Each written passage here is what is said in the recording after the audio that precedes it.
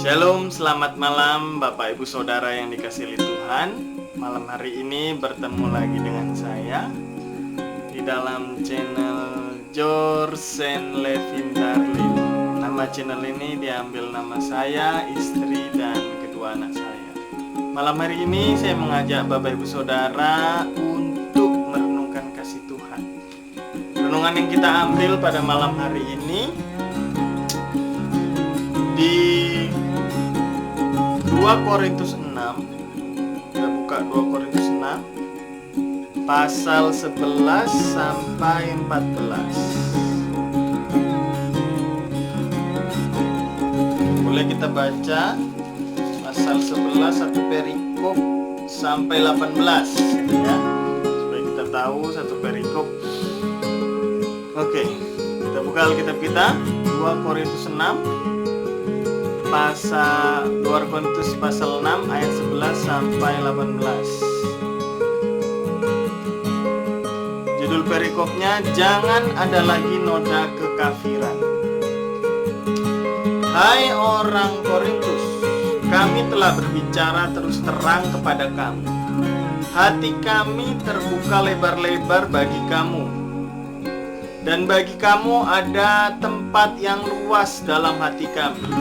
Tetapi bagi kami hanya tersedia tempat yang sempit di dalam hati kami. Maka sekarang supaya timbal balik, aku berkata seperti kepada anak-anakku, bukalah hati kamu selebar-lebarnya. 14. Janganlah kamu merupakan pasangan yang tidak seimbang dengan orang-orang yang tak percaya. Sebab persamaan apakah terdapat antara kebenaran dan kedurhakaan? Atau bagaimanakah terang dapat bersatu dengan gelap? Persamaan apakah yang terdapat antara Kristus dan Belial? Apakah bagian bersama orang-orang percaya dengan orang-orang yang tak percaya? Apakah hubungan bait Allah dengan berhala? Karena kita adalah bait dari Allah yang hidup menurut firman Allah ini. Aku akan diam bersama-sama dengan mereka dan hidup di tengah-tengah mereka. Dan aku akan menjadi Allah bagi mereka dan mereka akan menjadi umatku. Sebab itu, keluarlah kamu dari antara mereka dan pisahkanlah dirimu dari mereka, firman Tuhan. Dan janganlah menjamah apa yang najis, maka aku akan menerima kamu. Dan aku akan menjadi bapamu, dan kamu akan menjadi anak-anakku laki-laki dan anak-anakku perempuan. Demikianlah firman Tuhan yang Maha Kuasa.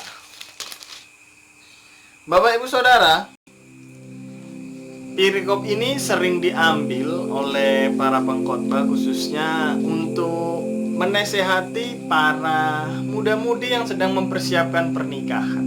Nah, malam hari ini saya juga boleh mengulasnya ke arah yang demikian. Saya kasih judul renungan pada malam hari ini adalah mempersiapkan pernikahan yang baik menuju pernikahan sejati.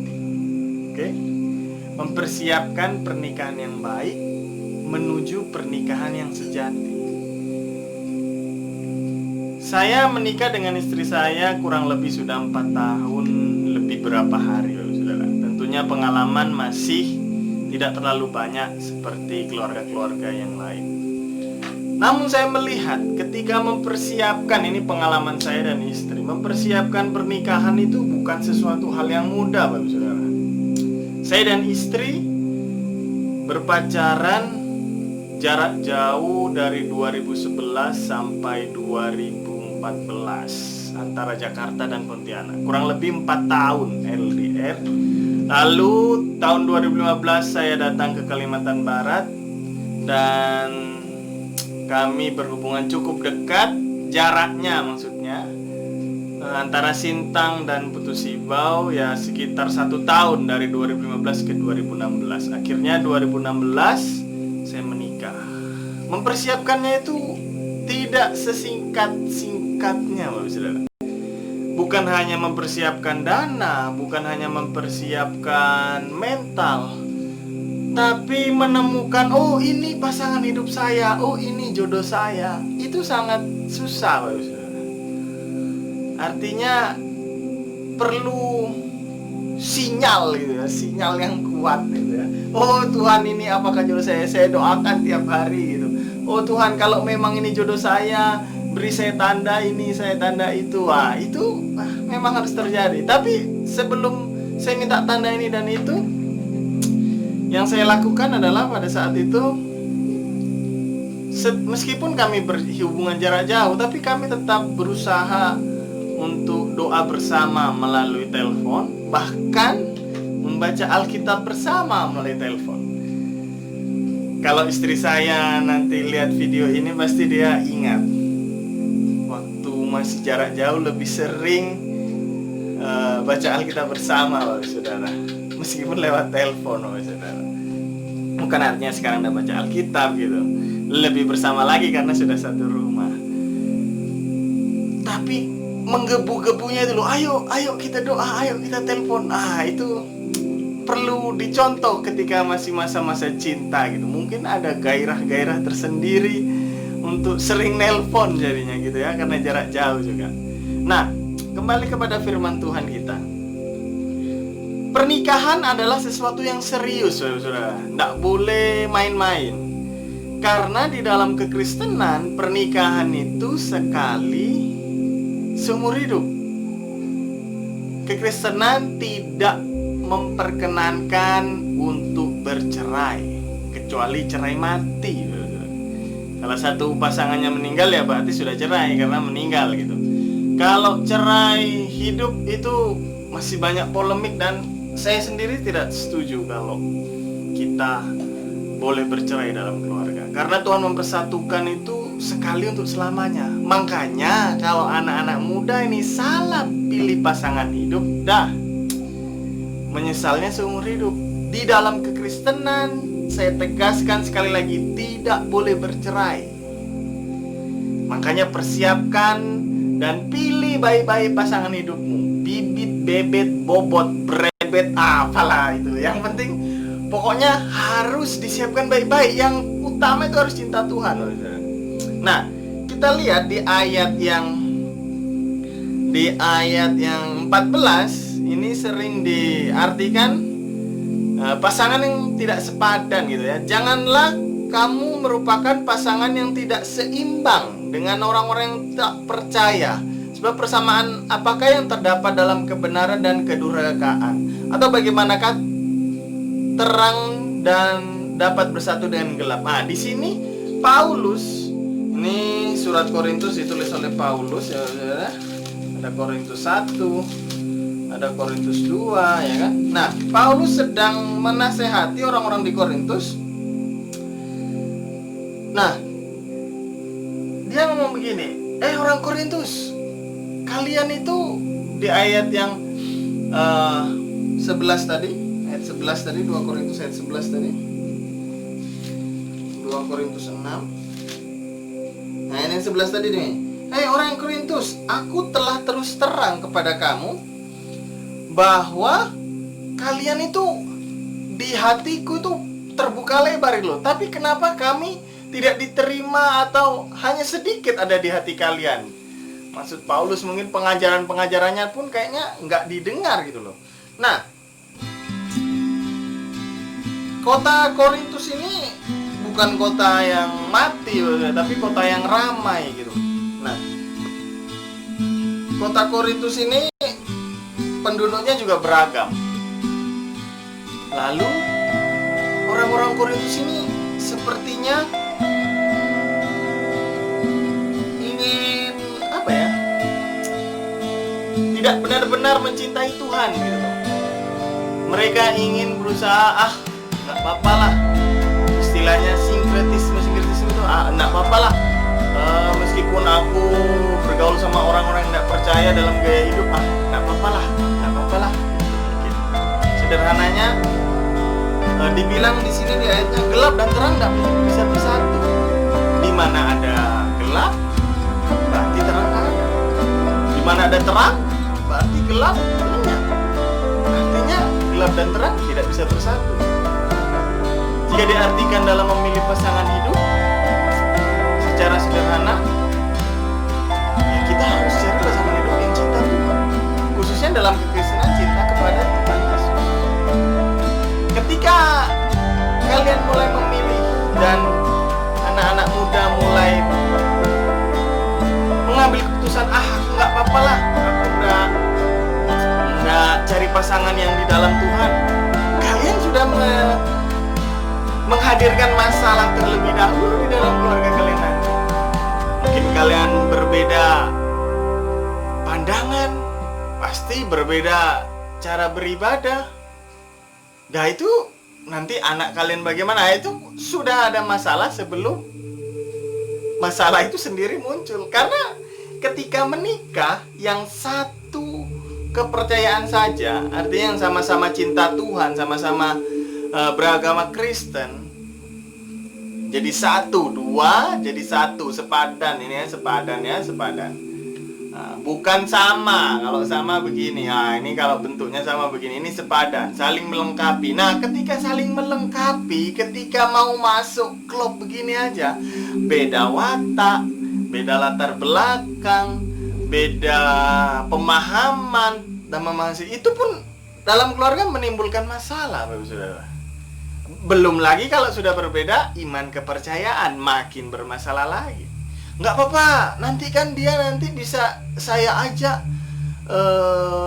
percaya kepada Kristus pelan-pelan. Ya monggo, tapi itu berat demi cinta. Ya udah, saya sarankan jangan. Yang sama-sama aja banyak yang cekcok, apalagi yang nggak sama dasarnya. Nah, Paulus juga mengingatkan kepada Korintus, orang-orang di Korintus, ayolah, dia sampai membandingkan hubungan bait Allah dengan berhala. Karena kita adalah bait dari Allah yang hidup menurut firman Allah. Bagaimana ketika kita hidup ini bisa disejajarkan berhubungan dengan orang yang tidak percaya? Pasti banyak masalah. Jika kita ingin memiliki pernikahan yang sejati, yang diinginkan Tuhan, yang pertama, kuncinya, ini untuk anak-anak muda yang belum menikah ya, bukan untuk bapak ibu yang sudah menikah lalu mau menikah lagi, nggak boleh itu. Nah, yang pertama harus takut akan Tuhan, harus sama-sama cinta Tuhan. Itu yang pertama kuncinya. Temukan pasangan yang dapat menolong, terutama dalam iman. Sama-sama menolong dalam hal apa? Pertama dalam iman. Misal, ya seperti saya contoh tadi di awal tadi, ketika pacaran saya dulu sering teleponan, baca firman Tuhan bareng, mungkin baca doa bareng. Kalau satu ndak lupa, satunya mengingatkan. Begitu juga ketika sudah menikah, saling menguatkan, terutama saling menolong di dalam iman kita kepada Tuhan Yesus. Ketika pasangan kita menghadapi masalah dalam pekerjaan, mengalami stres, mungkin dia curhat, ya kita berusaha menguatkan, menolong, bukan merongrong. Longlong sama rongrong itu lain. Temukan pasangan yang pertama yang seiman, yang saling menolong, saling menguatkan di dalam iman kepada Kristus. Itu kunci ketika kita memiliki pernikahan yang sejati. Kesuksesan dalam keluarga bersumber pada pasangan yang saling menolong, terutama dalam kebutuhan rohani, kemudian kebutuhan jasmani juga. Saling menolong dalam melayani Tuhan, dalam melayani suami istri, saling menolong dalam mendidik anak-anak. Kesuksesan keluarga bersumber pada pasangan yang satu iman. Kesuksesan keluarga juga bersumber pada pasangan yang sehat jasmani, jiwani, dan rohani. Bapak Ibu Saudara, jangan Bapak Ibu Saudara berpikir, oh, orang yang sempurna pasti pasangannya orang yang sempurna juga. Orang yang tidak sempurna pasti pasangannya yang tidak sempurna juga. Sempurna ini apa sih? Apa sih arti sempurna? Banyak orang yang mengartikan sempurna itu hanya dibilang fisik. Oh, orang ganteng pasti ketemu orang cantik. Enggak tuh, artis-artis enggak begitu. Kadang-kadang ada artis yang mukanya ya masih ganteng saya lah, tapi istrinya waduh udah kayak artis Korea. Tapi duitnya ya lebih tajir itu ya. Mukanya lebih ganteng saya, tapi duitnya tetap lebih tajir itu. Ingat ya, itu yang penting. Cari pasangan, jangan lihat duitnya. Duit bisa habis, badan bisa sakit. Oke, kita cari pasangan yang kaya. Laki-lakinya kaya, istrinya cantik, tapi nggak kaya. Suatu saat laki-lakinya sakit, jatuh miskin, usahanya hancur. Lalu istrinya yang cantik ini kemana? Wah, aku nikah sama kamu nih karena hartamu udah habis. Lah, ya aku cari lagi yang lain. Nah, itu kalau dasar pernikahan bukan karena iman kepada Yesus, bukan karena saling menguatkan, tidak akan menjadi pernikahan yang sejati. Karena harta. Oh, aku nikah sama kamu karena kamu cantik. Lama-lama kecantikan bisa pudar. Oh, kegantengan bisa pudar. Dasar untuk pernikahan yang pertama bukan kepada hal yang fisik. Sempurna bukan hanya sempurna secara fisik, tetapi secara rohani. Itu penting. Maka kalau cari sekarang yang lagi pacaran, lalu tanya baik-baik, kau maunya apa? Kau mau bawa aku kemana? Oh, nanti kita begini. Udahlah, enggak usah terlalu manis. Kau cinta Tuhan dah. Lebih utama Tuhan apa aku? Oh, lebih utama kamu lah. Itu gombal namanya. Yang pertama harus utamakan Tuhan, baru mencintai kamu. Kalau laki-laki yang cinta sama Tuhan, pasti dia jagain itu ceweknya, nggak akan dirusak. Tapi kalau laki-laki cinta sama kamu daripada cinta sama Tuhan, wah, hati-hati. Yang cewek-cewek hati-hati nih kalau dengar video ini, yang cewek-cewek. Kalau pacarmu sekarang bilang, kamu lebih cinta aku atau siapa gitu. Oh, aku lebih cinta kamu. Pokoknya kamulah segalanya dalam hidupku loh. Tuhan ditaruh mana? Tuhan nanti aja. Wah, itu alamat bahaya. Jangan dilanjutkan. Saran saja. Itu yang pertama. Kunci kesuksesan menuju pernikahan yang sejati.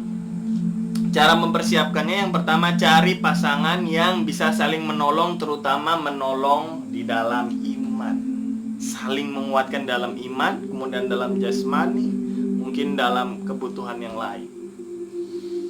Oke, yang kedua, kerelaan untuk melakukan apa saja demi kebahagiaan keluarga. Apa saja ini perlu digarisbawahi ya. Jika pasangan kita baik, sopan, penurut, dan tidak mementingkan diri sendiri, maka itulah persiapan yang baik. Nah, ini yang kedua, ini perlu. Kita harus cari pasangan yang tidak hanya mementingkan kebahagiaannya sendiri. Contohnya gini, pokoknya aku habis nikah aku harus beli mobil. Loh, uang kita dari mana? Nggak mau tahu, pokoknya aku harus beli mobil. Aku suka sama mobil yang ini. Istrinya bilang, Pak, keuangan kita nggak cukup. Nih, aku lagi hamil. Bentar lagi anak kita lahiran, butuh kebiayaan. Nggak, pokoknya aku harus punya mobil. Malu lah aku sama kawan-kawanku. Kawan-kawanku semua sudah nikah, semua beli mobil. Wah, keren. Bonceng istrinya, anaknya di mobil. Boleh, kata istrinya. Boleh, Pak, beli mobil, tapi nanti dululah. Ini anak kita mau lahiran. Nah, kalau udah punya pasangan yang mementingkan keegoisan, kesenangan dirinya sendiri daripada kepentingan keluarga, ini bahaya. Bisa susah nanti. Untuk DP mobil ada, tapi untuk biaya anaknya lahiran enggak ada. Aduh, parah. Atau memiliki hobi yang berlebihan sampai lupakan keluarga. Nah, itu bahaya juga. Hobinya mancing terus. Aku pulang kerja mancing ya. Kerja dari jam 7 sampai jam 1 lah, jam 2 atau jam 3. Pulang dari kerja mancing. Pulang sampai rumah capek, besok kerja lagi. Udah enggak ketemu anaknya. Mancing terus. Atau hobi yang lain. Itu bapak-bapak ya, kalau ibu-ibu ya enggak tahu hobinya apa. Hobi ke mall lagi ditutup. Bentar lagi buka lagi mall. Aku hobinya jalan-jalan, cuci mata di mall. Mall lagi tutup nih. Bentar lagi dibuka mall, tapi dibatasi katanya. Saya enggak tahu, karena di tempat saya tinggal sini enggak ada mall sekarang. Oke, ingat ya.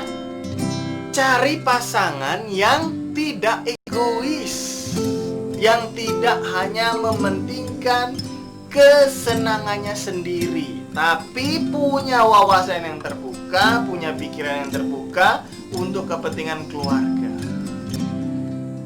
Malah begini, misal ada makanan, aku dapat makanan nih banyak, tapi anakku belum makan. Udahlah, aku nggak makan, aku simpan untuk anakku. Itu bagus. Misalnya. Oke, yang ketiga, cari pasangan yang tidak suka berantem. Oke, kita lihat ayatnya di yang kedua tadi. Amsal 10 ayat 9. Itu yang kedua. Yang tidak egois tadi ya. Amsal 10 ayat 9.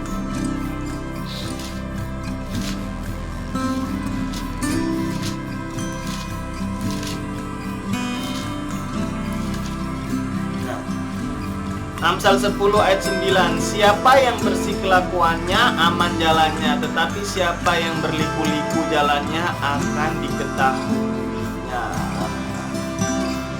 Siapa ya, ayat 8 ya. Siapa yang bijak hati memperhatikan perintah-perintah, tetapi yang bodoh bicaranya akan jatuh. Itu ayat untuk poin yang kedua. Poin yang ketiga, Amsal 21 ayat 9.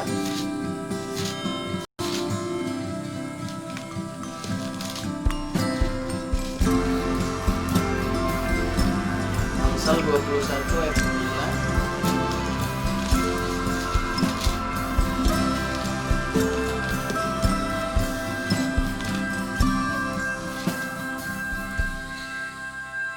Lebih baik tinggal pada sudut soto rumah daripada diam serumah dengan perempuan yang suka bertengkar.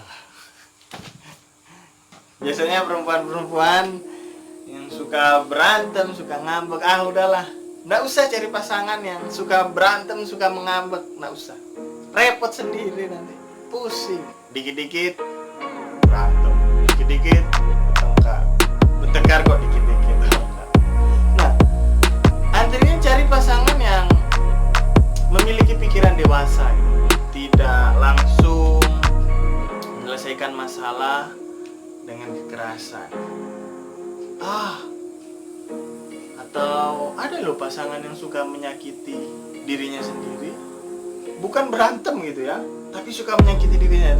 Saya pernah punya kawan, di tangannya ini disayat-sayat. Loh, aku tanya, kenapa tanganmu disayat-sayat? Iya, itu pacarku kemarin ngambek, aku rayu-rayu, nggak bisa, ya udahlah, aku nyakitin diri sendiri aja supaya dia kasihan nanti sama aku. Lalu kita baikan lagi. Atau pacarku selingkuh, jadi aku frustasi, aku menyakiti diri sendiri. Jangan juga. Jangan cari pasangan yang suka berantem dengan kita, jangan juga cari pasangan yang suka menyakiti dirinya sendiri. Dirinya sendiri aja nggak disayang, apalagi kita. Oke? Sekian dulu renungan pada malam hari ini. Kunci untuk mempersiapkan pernikahan menjadi pernikahan yang sejati, malam hari ini kita belajar 3. Yang pertama, carilah pasangan yang saling menolong, kuat dalam iman, kemudian dalam jasmani, terus kebutuhan-kebutuhan lainnya. Yang kedua, cari pasangan yang tidak egois, tidak mementingkan diri sendiri, lebih mementingkan kepentingan keluarga, kepentingan bersama. Yang ketiga, jangan cari pasangan yang suka bertengkar atau yang suka menyakiti diri sendiri. Carilah pasangan yang memiliki pikiran dewasa. Ingat, dari semuanya itu kita harus membawa di dalam doa. Kalau yang sudah punya pacar sekarang didoakan, benarkah Tuhan ini jodoh?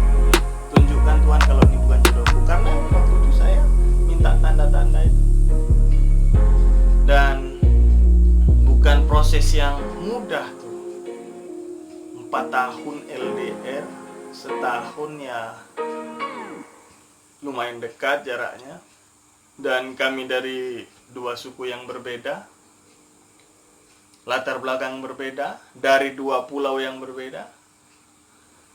Tapi Tuhan pertemukan dan persatukan. Saya percaya jodohmu pasti Tuhan sudah siapkan. Amin. Yang terbaik pasti Tuhan berikan. Ketika kita menyerahkan kehidupan kita, dan kita doakan jodoh kita di hadapan Tuhan. Selamat malam, terima kasih telah mendengarkan renungan malam hari ini. Tuhan Yesus memberkati.